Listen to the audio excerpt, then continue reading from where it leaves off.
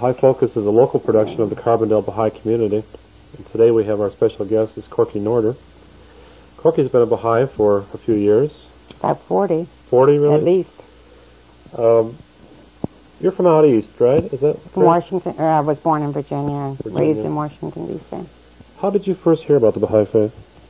Well, I was a little girl, about 11 years old, and my mother, I always used to call her the black sheep of the family, but I think she was the white sheep or whatever. She was the one who was an inquirer. She just wouldn't accept, what other people said as truth, and she used to, as a little girl, ask the minister different questions, and he would say, oh, you don't have to know the answer to that, but she was a seeker. And I can remember when I was a little girl, one week we'd be going to the Unity Church. We were in Washington, the big city, where you had a wide selection, She studied Catholicism. She studied every religion there is in the book. And then one night, we went to a spiritualist church, believe it or not. And I remember this lady that was there was a Baha'i, said that she thought that she was directed to go there to meet my mother. And we went back to her home that night, and this was back in the 30s, believe it or not, when it wasn't popular to be different. It wasn't popular to, be of a different religion than the regular crowd. And she had all these books in her study, and my mother looked at all of them, and she remembered going home that night and dreaming that of this great big Virginia ham, because the ham is a big specialty in Virginia, and saying, I can't take it all at once. In other words, it's as though her search had ended, and she had found what she was looking for, and she wanted to take it in all at once.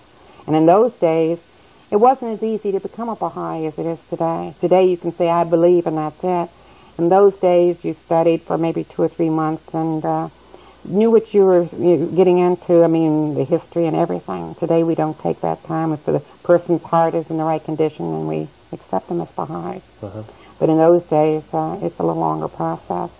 And one of the things that I can remember so well is the fact that when my mother became a Baha'i, my grandmother up in a small village of Virginia almost had a heart attack because, here's her oldest daughter now in this Far Eastern cult or whatever, because it wasn't a Christian. Well, it was Christian, but not according to her way of thinking. And so she actually tried to get someone to get my mother out of the Baha'i faith, because my grandmother was such a staunch Christian that if we went to visit her on weekends, we had to take our Sunday clothes to be seen in church, or otherwise we were heathens, Well, 5 years later, my grandmother became a Baha'i. Oh, she did? And that, to me, is the miracle of it, because then she was in a small village all by herself. It was proven to her through the Bible that Baha'u'llah, fulfilled prophecy. Sure did. Tell me more about the story of your grandmother becoming a Baha'i. You hear so many stories of young people when they become Baha'is, and they receive opposition from their families, and then how gradually the opposition changes. What's the story with your grandmother? Well, I think the main thing is that the Baha'i faith is not a fanatical religion. It's a very concrete religion. It's a everyday living the life. Supposedly, we try. We don't really measure up. But when you live the life, you don't just go to church on Sunday, but you try to live it during the week, and through kindness and through love and through letting it change your life and your attitude towards other people. It reflects, and people see that something is doing something for you. This is maybe my hell, wondering if it's doing enough for me, you know what I mean? Because we don't, in the Baha'i faith, we shouldn't concern ourselves with the other fellow as much as we do our own selves. Baha'u'llah says, bring yourself to account each day, each moment, And backbiting is a sin, of course, and these are things, it's all for the good and it's constructive. So my grandmother always had her Bible opened up on our dining room table at night, in our setting room where we would sit in Virginia. And my grandmother used to say, well, try to prove to her, through the Bible that Baha'u'llah was the fulfillment of Christianity, was the second coming of Christ that everyone was looking for, but also the fulfillment of all the world religions. So I guess she eventually convinced my grandmother. And again, my grandmother, I feel, was a martyr to the faith, because when she became a Baha'i, her Sunday school teacher and different ones wouldn't even walk up the same side of the road with her. So she had to stand alone in her beliefs. In those days, again, when Today it's easy to be different. It's easy to do what you want to do. But in the 1930s and early 40s, or even, it wasn't. Today anything's acceptable. Today we become shock-proof of what's on TV. A few years ago, those things weren't possible.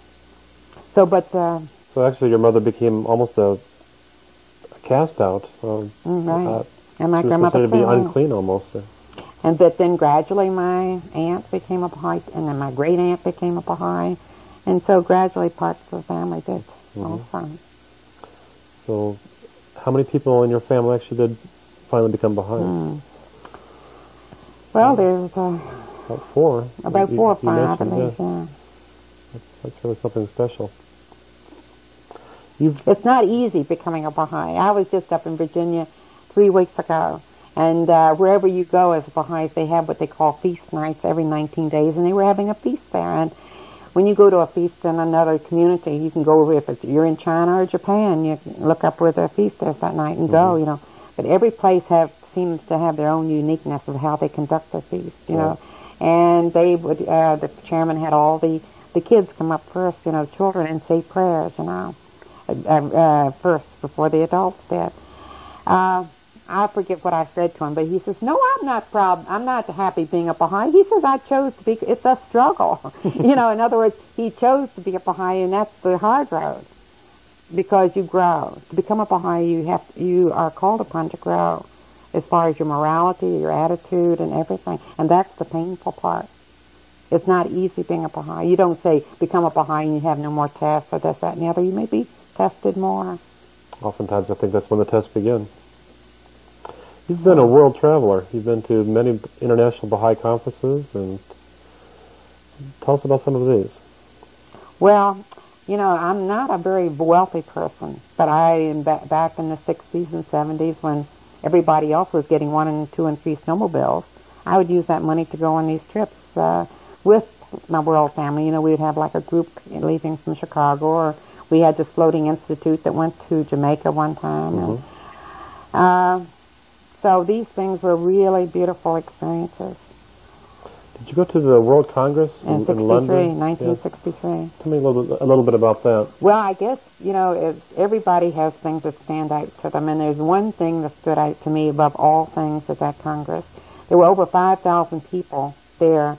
Now, the Bolivian Indian that got up and spoke, he says, their whole tribe had become Baha'is, and I have to admit, I'm a very skeptical person. I thought, I wonder if these people that are coming in the masses in Bolivia and places like that really know what they're doing.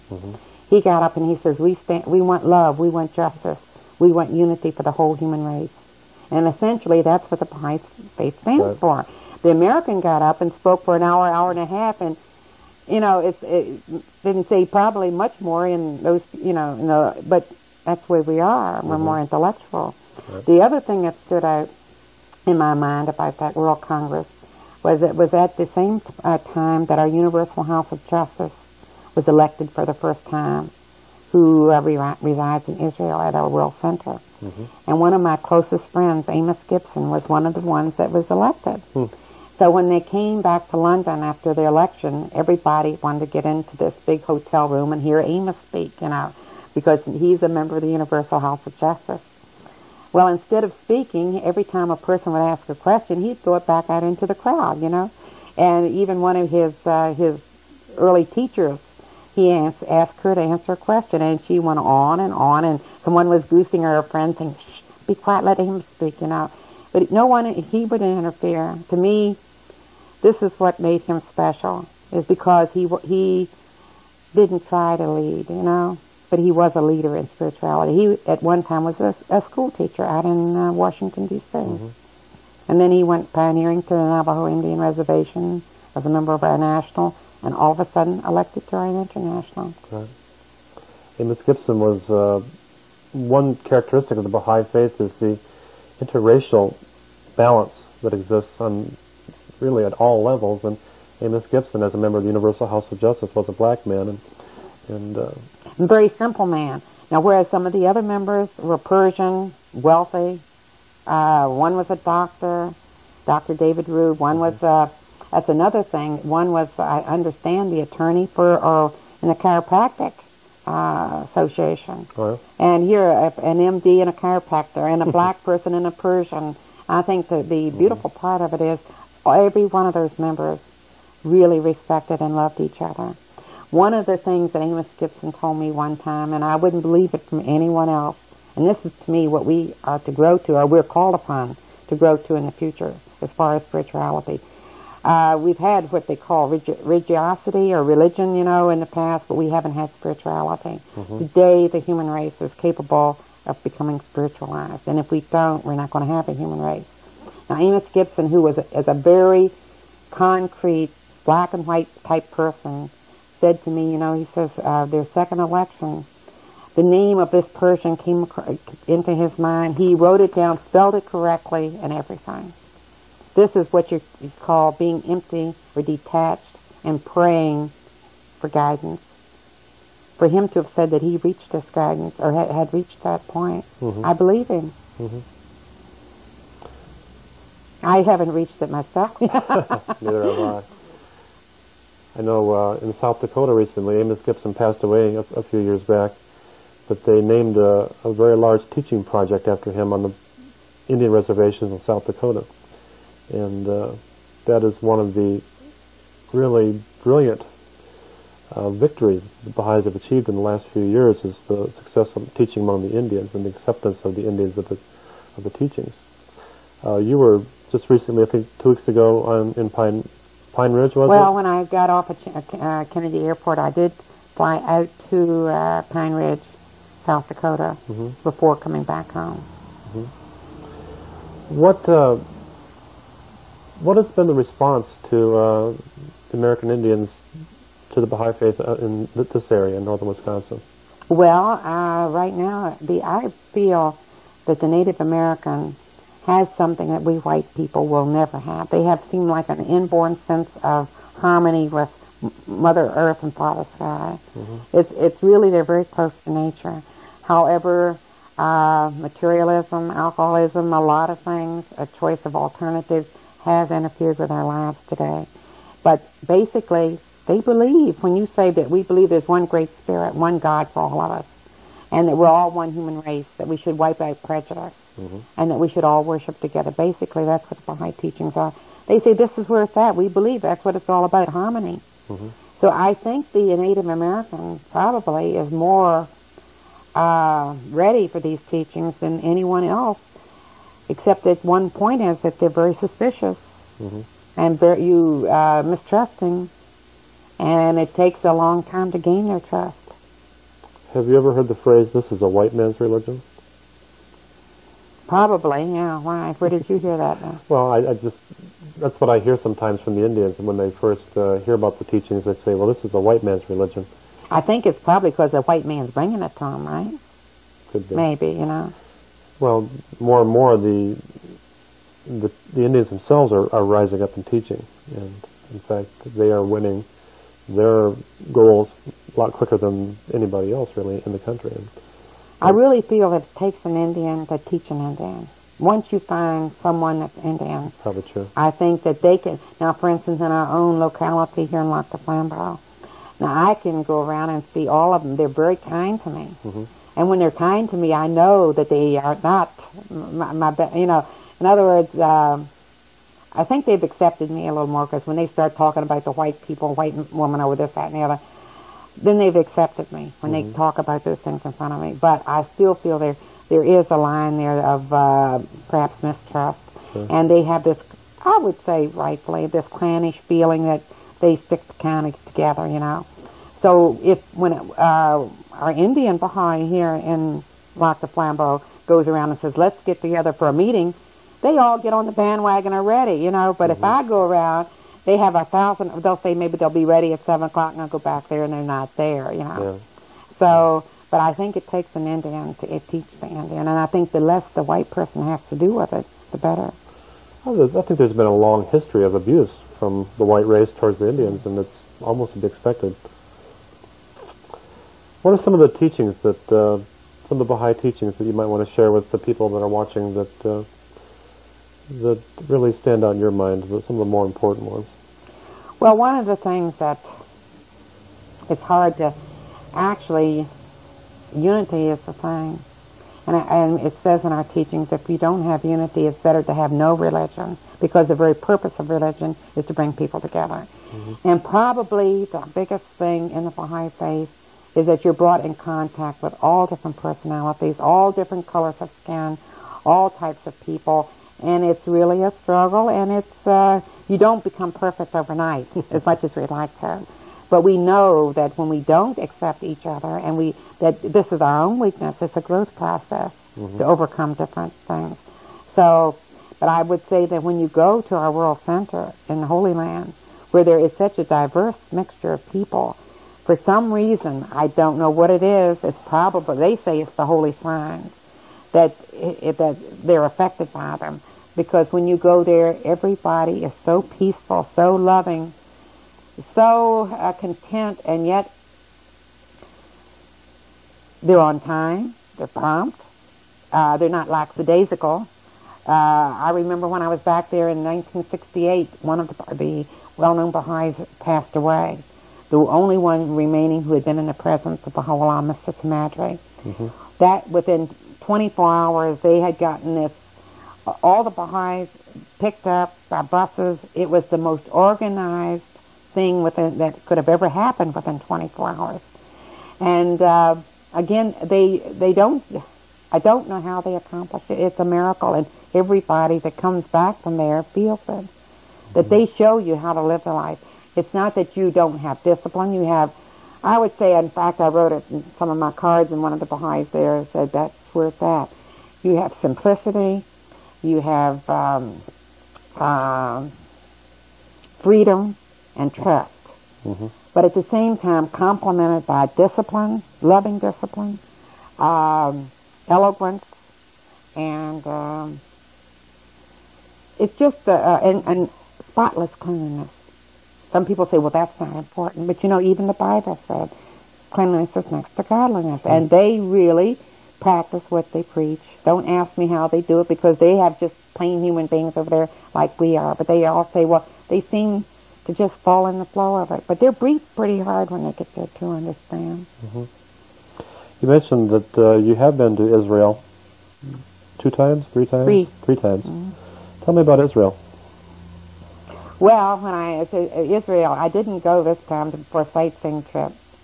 And one time, the first time I wasn't sightseeing, but the second time, you know, we took in Galilee, we took in Nazareth, we took in every part in Jerusalem. Mm-hmm. And I really don't care to go back to those places, except if I had a lot of money to shop and go to Jerusalem and bargain and things like that, because they become so commercial and so a lot. Israel is a beautiful country, and they have performed miracles in what they've done in the last 20 years. Right. I feel they're building the material metropolis, that they were promised that they would return to the Holy Land, you know, back in 1844 was the first opening of the door for them to return. Right. And it was 100 years later that they actually did start returning and rebuilding that country. And just like they would say, we're the second in diamonds and Russia is first, but Russia's been doing it for centuries. We just started. Mm-hmm. They've come up there as leaders in a lot of things. And I think they are accomplishing miracles. And they say there's going to be peace on earth. So I really feel that they have a place in the history and in the future right now, what they're doing. Mm-hmm. And eventually they probably will all become Baha'is, because they respect the Baha'is so much and love them so much over there. Because, but I've heard there's so much cooperation, and there's almost no estrangement between the Jews and the Baha'is in Israel. I think probably one thing, too, is that the Baha'is over there are very faithful to their pledge. Now, they don't go out to teach the Israel. Right, they're not allowed to. It's not that they're not allowed. Now, when I was there, different ones would be asking me questions. I can't answer their questions. You know, I'm not supposed to teach in Israel. Mm-hmm. And so it was to the point that everyone was asking questions that I called Amos Gibson, who was a friend of mine and on the House of Justice. He says, you're not rude to them. You answer their questions, but you don't go beyond that. You don't initiate conversation on it. You don't, go beyond what they want to be curious about. And so therefore they're very beautiful the Baha'is are in carrying out their commitment of not trying to push the religion onto the Israel. I understand if you want to become a Baha'i over there, you must leave Israel and come over here or leave that country. That was an agreement between the government of Israel and the Baha'is that the Baha'is not openly teach in Israel because the Jews naturally feeling that there are so few people there's so few Jews, they didn't want other organizations coming in and trying to convert the Jews, so they very politely asked the Baha'is not to teach, and the Baha'is have agreed not to do that.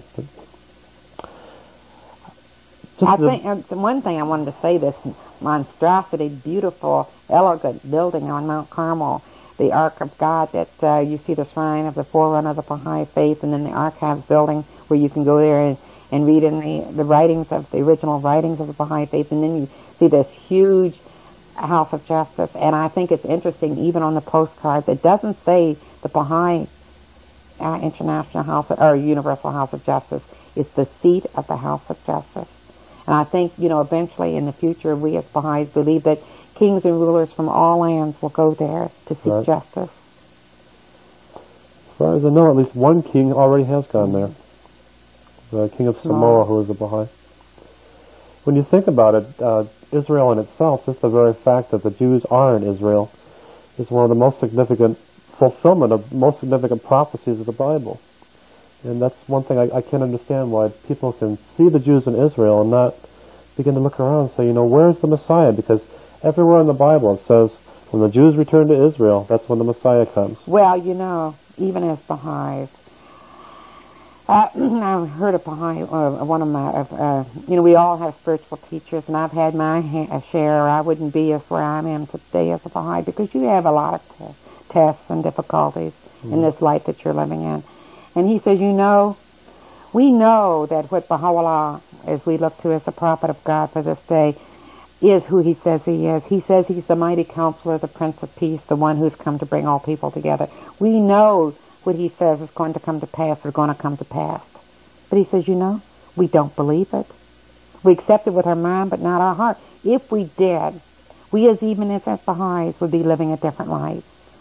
We wouldn't, because the time is so crucial. The time is so, we're supposed to experience the lesser peace within this century.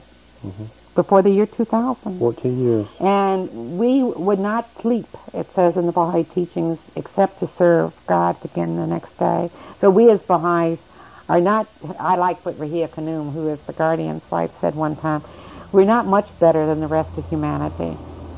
We just are beginning to get our roots above the ground. Right. And these teachings are to last a full 500,000 years. So I would like to say, in all fairness to the Baha'i teachings, they are perfect, that man is imperfect. Right. And if we look to individual Baha'is, you and me, if I look to you as an ideal Baha'i, I might be disappointed, okay? You definitely will be. No, but what I'm saying, this is our test, and this is what we're cautioned not to do. And we're human, and we do it. And I don't know, it's a big subject. Yeah. We've certainly got a long way to go. This is something that is destined to establish the unity and well-being of the entire human family. But if it was accomplished overnight, there wouldn't be anything to achieve. Yeah. I guess the main thing, people said, well, you're not going to see it in your lifetime.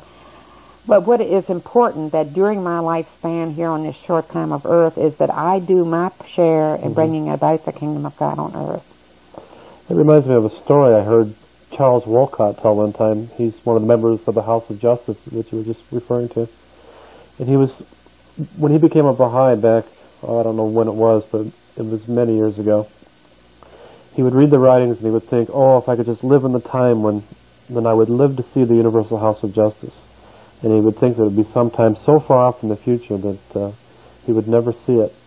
And yet, when the first election of the Universal House of Justice occurred, Charles Wolcott was one of the members who was elected to it. So you can't really say that I'll never see it. And you can't really understand just how quickly these things will happen, because I think things will get so bad. I think things have probably got a lot better than we realize. We've gotten, like I said, shock-proof. The morality of people, everything has gotten... There's not much belief in God anywhere today. people can do anything they want to do. I did several interviews this morning with several Indians on the Lac du Flambeau Reservation. And one passage that kept coming back to my mind from the Baha'i writings that says that there will come a time when the Indians, the American Indians, will lead the world spiritually. And you can see it happening. They're coming out of the old stages of degradation, of the alcoholism, of the things that drag them down. And you can see that they're consciously striving to reestablish the traditions that sustain them for centuries, and to get back to the spirituality. And so in many ways, I see it you're two on the different vanguard. ways. You're on the vanguard. I see it two different ways. You know, Peter Kahn, who was a well-known Baha'i and still is, said that there's two forces at work today: extreme liberalism and extreme orthodoxy. And my own feeling is for alcohol. I've been the last month driven 2,000 miles to every Indian reservation in Wisconsin, interviewing the elders and different ones. And most of them don't think alcoholism is the major problem. And I am of the feeling that there's only one remedy for the whole human race, whether it's Indian, white man, black man, whatever, and that is recognition of the world Redeemer, Baha'u'llah, and adherence to his teachings. I myself feel that we're trying to dodge going to where the source is. When we're going to all these, it's like all these little segments of where you can go. That's not the disease. These are the symptoms. That's right. So I really feel that I'm not so sure. I don't know with everybody going back to their old religion, if this is good or if it's bad. I feel that really we don't have much time to waste. And when you hear that this is the teachings of the Great Spirit today, that there are many who are ready to accept it just like that, like I have in South Dakota. Going the other way, I'm not so sure. I don't know. But I do know that there's different ways of different people accepting the Baha'i teachings. And I feel myself that the only cure for alcoholism, I think that's why people have gone to alcoholism, is that they don't know what life's all about. And we are created to know and to love our Creator, and to love ourselves, and we don't do it. What you said is just so incredibly overwhelming. I don't know how many people that are watching can deal with that, but the very fact is that the age has come. The prophecies have been fulfilled. The prophet has come. He's given us the teachings, and the teachings on one hand are regenerating the world, and on the other hand I think that forces have been put into motion that will bring the world to its knees before they recognize him. It's the same thing that's happened with every prophet in the past. When he appears, the people ignore him, and every civilization that opposed the prophet has been brought to its knees. We're just about out of time. Do you have any parting statements you would like to make? Well, let's just say, my parting statement is, until I can live the life and say fewness of words and abundance of deeds, this is the Baha'i life. And this is the thing that all Baha'is like to talk a lot, but doing is another thing. And we're human beings, but we have at least enrolled in the Baha'i faith and said, this is where our goal is, this is what we want to achieve, this is best for my growth process, so that in the next world, that is the world of the Spirit, and that's where we reap the harvest, so to speak, But here it's struggle, and it's going where your commitment is and what you believe. I could not rightfully choose the easy road. When I was over in Israel, I was given that opportunity to go to this beautiful island off of England and never come back to my problems in Lac du Flambeau, I thought, I couldn't shirk responsibility. That's not me. Well, thank you. We've been speaking today with Corky Norder. We're in the north woods of Wisconsin on the Lac du Flambeau Reservation, right next door to it. And really appreciate you being on the show today. Thank you. It was a joy. Yeah.